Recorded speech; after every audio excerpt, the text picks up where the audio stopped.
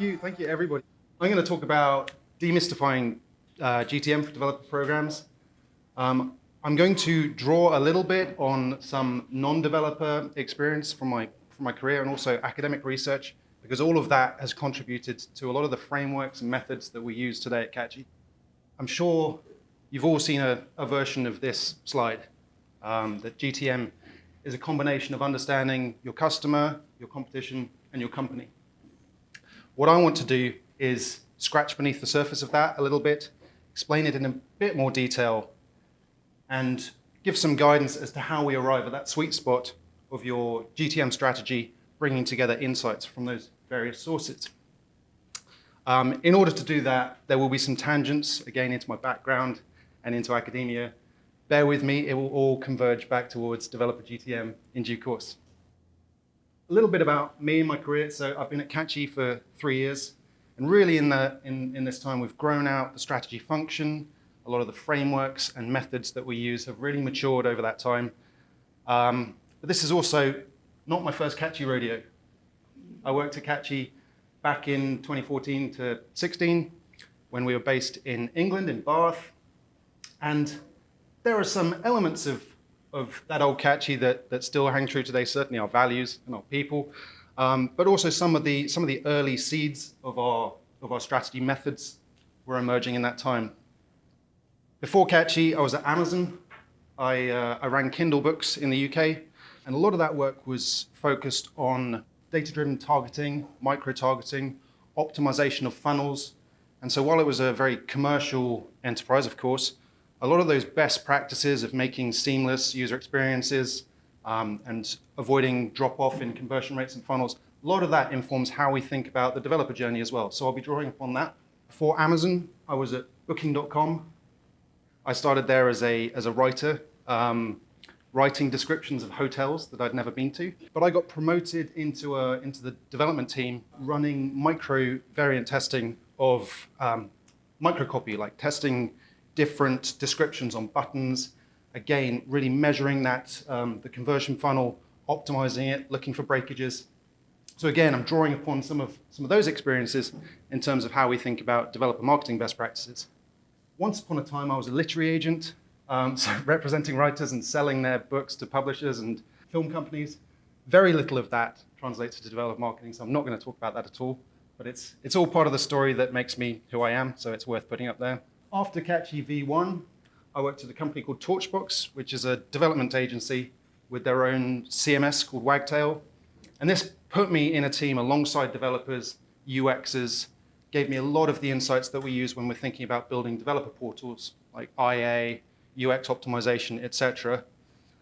After that, I worked in AI semiconductors for a year and then did this crazy digital transformation project for the Intellectual Property Office in the UK, bringing together all sorts of antiquated systems to actually have a modern, unified portal for people who are trying to register patents or copyrights or trademarks. So forgive me, that was a little bit self-indulgent, but that's the story of the last 20 years. And there was also this side quest that I did in COVID, which again, I'm going to talk a little bit about because some of the best practices of academic research really do inform how we do strategy at Catchy today. So I did this 2-year-long research project in AI ethics, and the crux of that problem was that while AI can do tremendous good, we can use it in medical diagnosis, we can use it in lots of fantastic ways, AI also presents some fundamental risks to society, and there's a lot of negative ethical consequences that are part of it. And in a world where there is very little regulation in terms of what can and can't be done or what we consider responsible development of AI, it struck me that the burden of ensuring that AI is developed responsibly falls disproportionately on developers. And in the academic world, there's very little in terms of studies that focused on developers or explored what was the developer perceptions of building AI tools. So that was what I focused my study on. I did interview-based research with AI and ML developers to explore this gap between theoretical approaches to AI and the actual real-world experiences of people who are building AI products. And my research question centered on how can we equip developers to build AI responsibly. I introduce this now, not only because maybe some people are interested in this little side quest, but also by learning how to conduct interview-led research at Oxford, where there's high focus on ensuring that research is conducted with appropriate rigor. A lot of that we pull through into how we do our research at Catchy. Moving into different types of research. This is a family tree representing different methods of research, all of which are centered on exploring reality. That's why we do research. We want to explore reality and turn the insights into data. So the big categories of research are products of human activity. So this is when we look at things that people are actually building and doing, versus human behavior, how people act, how people talk, how people represent themselves. So if we're doing research looking at products of human activity, we might, for example, look at the content that is being produced. Under the human behavior track, this splits out into natural situations and synthetic situations. Natural situations being ones that naturally occur, so things like classrooms or forums or discussion rooms, versus synthetic situations, which are situations that we simulate in order to mimic or emulate an environment. So this is, for example, usability testing or experiments. Within the natural situations, again, that splits down into open behavior, so that's behavior that takes place in real time, versus descriptive behavior, where people are describing asynchronously their practices. So for example, surveys and interviews. So that gives us these sort of 4 rough buckets of different types of research. And none of these are infallible. And this is a point that I hope to explore in the subsequent slides. Every one of these offers a different lens, but for example, in surveys are not, people don't respond to surveys as a one-to-one mapping of reality, or people don't say in interviews exactly what is concrete fact. What we like to do is combine different types of research, so we get rid of some of those areas of potential risk that what is being represented in the data doesn't connect to reality. So that's why we like to combine different research methods when we're conducting research, whether we're talking about GTM research for developer programs or whether you're talking about academic research. I'd like to introduce the concept of a problem space, literally a gray area. You'd want to define your problem space before you start any research. So having a concrete understanding of what we're going to research, why we're going to research it. And again, much of this holds true whether we're talking about developer programs or structural engineering or vaccine trials. So for example, in a developer program, our problem space might be, what content should we prioritize? Or why do first-time visitors to our site never come back? And in any problem space, there's a number of possible solutions. And you could just hazard a guess. You could do no research and just guess at which one you think is the right solution and go ahead with that. But we don't like to just guess. We like to have our research and our possible solutions grounded in data. We love data-led decision-making. So we do some research. In this case, let's say we're introducing a research method, we're conducting some stakeholder interviews. By doing that, we're able to eliminate some of those possible solutions. We've talked to people around the organization, talked to product teams, talked to tech teams, talked to marketing teams, got an understanding, but that hasn't helped us eliminate all of the possible solutions down to a unique one. We're going to have to do some other research. We could stop there, but ideally we're going to combine research methods like I described so that we're eliminating some of that risk of our research being disconnected from reality. So we introduce a second method. Let's say that along with our stakeholder interviews, we've done some competitor analysis. So now we've got 2 different research sources. We're able to further rule out some of those possible solutions, and we're getting close to converging towards a unique solution to our problem. So we had a third method. Let's say that we do some social listening. So this is where we aggregate conversational data from various platforms. And now we're getting close to a unique solution. We understand what developers are saying.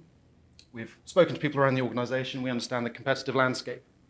This is triangulation. It's one of the sort of core topics that I want to talk about today. Combining those research methods, getting different research data, and narrowing down towards a unique solution to our problem. We could keep going indefinitely, add a 4th research method, add a 5th research method. But research is expensive, and Also, we work in an industry that moves quickly. We don't want to keep doing research indefinitely. We've got a product that we want to get to market, we want to start acquiring developers, etc. So there's this payoff that we're trying to find the right balance for. On the one hand, we want absolute certainty. We want our strategies to be absolutely rigorously defensible by the data. But on the other hand, speed wins. Time to market is important. So what is that right balance? What is the appropriate amount of research that we should do to ensure that our GTM strategy is robust and defensible? Let's say we were conducting medical trials. The stakes here are pretty high. That can literally be a matter of life and death. In the case of a medical trial, we want to rule out any alternatives. We want to make sure that there aren't side effects, that it works for every different demographic in a population. So you would run dozens and dozens and dozens of tests and trials to ensure absolute certainty before you take a medical product into market. The consequences of getting it wrong are significantly high. Thankfully, developer marketing is not a matter of life and death. We don't need absolute certainty. I tend to take as a rule of thumb that we want to do 3 different research methods, combine those research methods, and that's enough. Sometimes 2 can suffice, sometimes we might want to do 4, and ideally we like about 3 to 6 weeks of research before we start moving into the strategy phase. Oftentimes we meet companies and they don't want to do strategy, they want to jump into market, they want to go. But just as frequently we see companies who do that and they realize that they've made an assumption that was turned out to be erroneous or not grounded in data, or just the highest paid person's opinion won out, and that's what we ended up doing. We want to avoid that, hence the modest amount, 3 different research methods to allow us to triangulate towards that strategy. This is a rough guide as to some of the most common ones that we use. On the top row, these are research methods that we don't need any sort of privileged access to conduct. We could do a portal audit of any developer program. We could do some competitor analysis. We could do social listening. All those tools readily available. We can explore any program using those. And then the bottom row here involves some element of access to an organization. If we want to do this properly, we want to conduct stakeholder interviews from a number of different teams around an organization. That's going to depend on some access, some introductions. Similarly, if we want to do developer surveys, actually speak to users of a product, that requires some level of access. And the same with behavioral analytics, where we might be looking at a developer portal, looking for breakage points or friction in a developer journey. So that's 6 of the common ones, and ideally there's some blend of this privileged access layer along with some of the research that we can conduct ourselves independently. Okay, that was my introduction to research. Now we're going to start getting into the good stuff of how do we go from that towards a GTM strategy.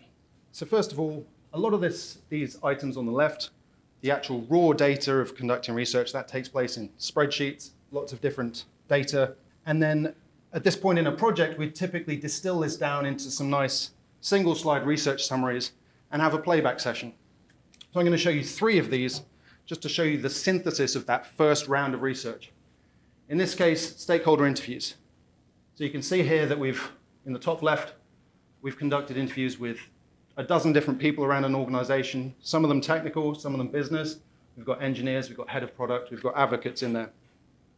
Down in the bottom left, that's where we've done some qualitative coding. So this is where we comb through those transcripts from the interviews and we start tagging it, looking for key themes, and that helps us turn all of those conversations into data that we can use to inform our strategies. And then here we've got a SWOT analysis, some of the main themes that we saw broken out into strengths, weaknesses, opportunities, and threats. So that's a great first step in conducting our research, one of the good artifacts to come out of stakeholder interviews in this case. On this slide, we're representing a developer program audit. So this is a framework that we've built out at Catchy over the last 2 or 3 years, where we have broken out all of the various component parts of a developer program into the 6 core categories: technical content, developer portal, marketing content, paid media, events, and community. And on the right here, you can see some of the resources that are contained within those pretty broad categories. We break those categories down further so that we're looking at a developer program around 18 different segments, and we're scoring each one of those 0 to 10. And that enables us to quantify the maturity of a developer program, giving a numerical value between 0 and 10 of how mature that program is. Again, this is just a first step in moving from research towards strategy. A third one would be a social listening report. So this is where we're aggregating data from a number of different platforms, Reddit, YouTube comments, Stack Overflow, Twitter, etc. And we're able to turn all of those conversations into data along the lines of trending topics, what are developers talking about, what are they asking for, what do they need, sentiment analysis, so whether those conversations indicate positive, negative, or neutral sentiment, and then the share of voice. So the amount, the proportion of those conversations taking place that mention your brand. And again, this is a research artifact that we're able to combine with those other two, start moving towards strategy. So here you can see, going back to that original chart, we've done our stakeholder interviews, done that social listening, done some competitor analysis. We're starting to move towards that unique solution to our problem space. We've triangulated upon that problem. Now we move into this phase that I like to think of as building blocks, where we're starting to turn all of that research data into conceptual blocks that will help build our strategy. This enables us to start producing variables, and we're gonna dig into exactly what I mean by variables and how we use them to inform strategy in just a moment. What do I mean by building block? Here's one example. Audience personas. I'm sure you're all familiar with personas. These are archetypes of typical users, and these are built by combining data from all of those different research methods. So we're combining social listening, what we heard in the interviews, what we've seen on the competitor landscape, and building out these archetypal personas, which will help us understand the preferences of different users, the main types of resource and content that are valuable to them, the key channels where you can engage with them, etc. Another building block would be those segment wheels built upon that benchmarking framework.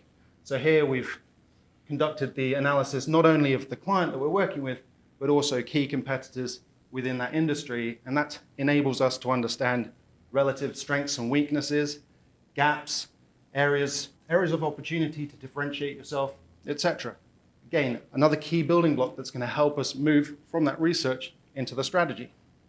And lastly, the developer journey, where we're thinking about the journey of a developer from their first discovery of a product through to becoming an advocate of that product. And along the way, what are their respective attitudes, objectives, key resources, and channels for each step in the journey. So we've got three building blocks there that I introduced. Now we're going to do some work of combining those to help inform our GTM strategy. Those building blocks are going to enable us to create variables. And it's the combination of different variables that really helps us sift through that data and form a strategy that is grounded in research data. Variable one on this slide is going to be our developer journey. We're going to take what we understand, the journey that our developers are going on, and we're going to use that as our horizontal axis in this analysis. On our vertical axis, we're going to take our priority audiences. So we did our research, we spoke to stakeholder interviews, looked at all of the social listening data. We've got a good understanding from those personas as to who our priority audience is for this product. So we've got this matrix emerging, priority audiences against a developer journey. Now we're going to bring in our segment wheel, all of the different resources that comprise your developer program, and we're going to break those out and map them to the developer journey. So now we've got three different variables. We've got your developer journey, your audiences, and all of the different resources of a developer program arranged by category up here in the top. So we can start to understand what are the key resources for each audience at that stage of the journey. That really helps us map out the program and understand how it relates to our different personas. I'm going to remove the color from this slide because I'm going to introduce a fourth variable, which in this case is going to be strength or weakness. So we're going to now map to this map of resources how our developer program is doing in each of these areas. I'm going to walk you through a few different scenarios and describe what I would say is the emerging strategy in each case. So scenario one, you can see that we've got some really great resources at the discovery end of the journey. There's good white papers out there, there's paid media campaigns, there's some events taking place. But as you look further and down into the developer journey, there's some problems here.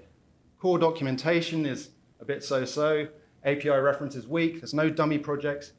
This is a company, in my estimation, that has gone to market too quickly. They haven't done the fundamental groundwork of getting core technical resources in place, and instead they've prioritized awareness marketing. So in this case, I would advise them to cool their jets.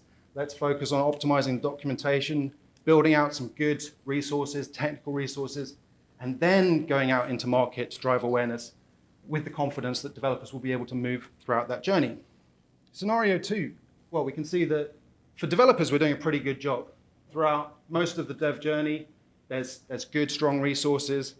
But the key problem here is that we're overlooking a couple of other audiences. There's no resources for technical decision makers, for example, and we're ignoring business decision makers. And in any acquisition, while developers definitely play a fundamental role in the purchase decision in organizations, it's important that if we've, through our research, identified that we've got 3 priority audiences here, it's important that we're catering for all 3 of them.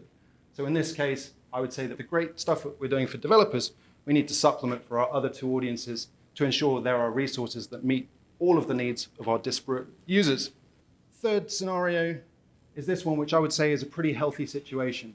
We've got great technical resources deep into the journey, got good code samples, good dummy projects, core documentation is in place. I would anticipate that this company here is suffering from an awareness problem. But it's all good because the deep technical resources are of high quality. We're ready for go-to-market. We're ready to start doing awareness building campaigns. We're ready to start running events, bringing in some of that top of funnel activity because we've done the hard yards of making sure that the core resources are in place, not just for our developers, but for all of our audiences along that vertical axis. So that was 3 different ways that we could combine variables to inform a strategy. I'm going to show you a couple more, but there are infinite different permutations that we could do here. This is just intended to spark some inspiration as to how to combine those variables. So here's a map where we have got across the top 4 different users. We've got C-suite, OEMs, AI influencers, and developers. And down the left, we've got our resources again from the segment wheel framework. Here we've got a heat map. And this time, the heat map is showing the value of different resources for our different audiences. And so depending on who we're trying to prioritize, you can see that that would strongly influence what we would focus on in terms of resource. And there are some key differences depending on whether our priority here is OEMs or developers, for example. By combining those variables, we're able to see all of the different possible aspects of our program to prioritize and make smart decisions accordingly. The last one I'm going to show is the phased development plan of a portal. Let's say we're building out a developer portal, and here we're going to use time as a variable against functionality. So of course, you want your developer portal to be rich and have every possible feature, but we also want to get it up quickly. So here we'll introduce a 3rd variable, which is priority. So based on our research, we understand which of these features is of higher priority, 1 being top priority, moving to 2 and 3. And we've built out a phased development plan so that over time, over 3 different releases, we're enhancing the functionality of our portal. Again, this is built by combining 3 different variables: time, functionality, and priority for our key audiences.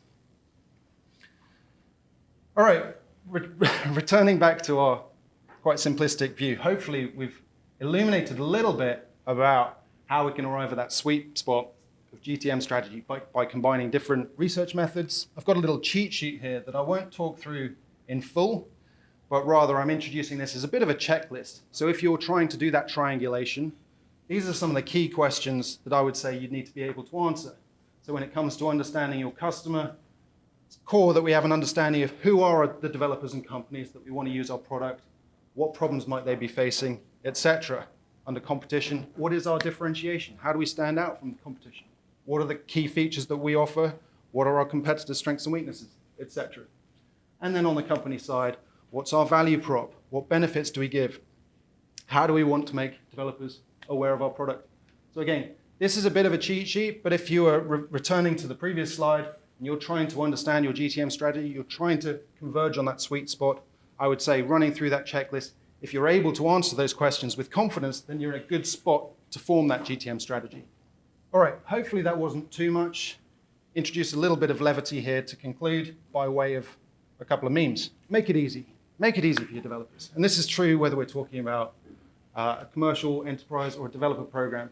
We come across so many companies and their portal looks like this. They've had a fight over the main primary navigation and it's some horrible mess of different products, different tools, different services, and it becomes unusable. Different teams fighting over prime real estate on a portal. Keep it simple, have clear calls to action, make it really easy for developers to take that next step in the journey. Number two, avoid those cliches, please. There's some gems in here. Our resident tech guru has called me out on a number of occasions for me using built by devs for devs, which sounds cool if you're not a dev, but then a dev is like, Tom, please don't do that. So we've got a number of great cliches here that I would recommend you avoid. This is built by Zach Goldie, who's a UXer, friend of Catchy in Bristol. Useful one to have printed out next to your monitor if you're writing copy for campaigns. And lastly, I come back to this slide time and time again. I think it holds fundamental truth and helps demystify what developer experience is and isn't. DX is the same as UX when your user is a developer. We all understand what UX is. We all know what a bad user experience is when we encounter it. It translates very, very similarly to developers when we're talking about them as the user. So good DX, it's the very same thing as good UX when we're talking about a technical audience. What it isn't is rocket science. It's not as complicated as some people like to think. Actually providing the right resources in the right places, making journeys frictionless, gets you a long way towards having an effective go-to-market strategy. That's all I've got to say. I think we're at time. Excellent. Thank you very much.